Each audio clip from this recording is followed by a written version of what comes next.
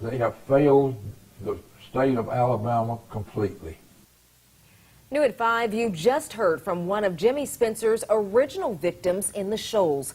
He's calling on the governor and attorney general to do a full investigation into why the parole board let Spencer out on parole in January. WAY31's Brecken Terry exclusively spoke with the victim and once again tried to get answers from the parole board.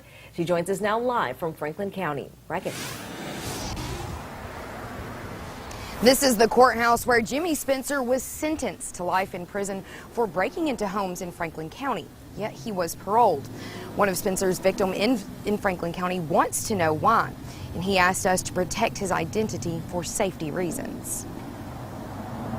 I believe that Governor Kay Ivey and our state attorney general should get involved in this. I think this needs a thorough investigation. WAY31 repeatedly reached out to the parole board once again today to ask questions on the Jimmy Spencer case. Specifically, why was he granted parole? One of Spencer's first victims from more than 30 years ago wants to know why, too. Those two people that voted to release him, they have the blood of 3 people on their hands today. Spencer was sentenced to life in prison for breaking into our victim's home. He actually shot Spencer to stop him. In 2008 and 2013, when Spencer was up for parole, our victim showed us letters from the parole board notifying him about Spencer's parole hearings. He fought to keep Spencer in prison. He said he never received notice about Spencer's parole hearing last November. He had assault charges. He had all kinds of charges. He had disciplinary measures against his record while he was in prison. This was not acknowledged. No one even looked at his record in the proper manner. The parole board let this slip. They failed to do their job. We showed him the reasons the parole board let Spencer out. They include a positive conduct record in prison and a low to medium chance of reoffending.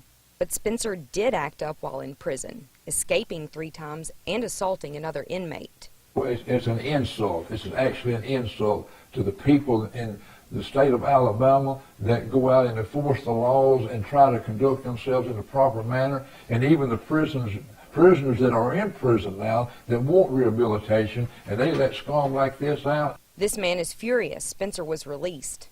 He says by releasing Spencer and not giving him a chance to tell the parole board why he should stay in prison is a catastrophic failure. And he has this message for the parole board. Pack up, go home. Get out of Dodge. You don't belong here.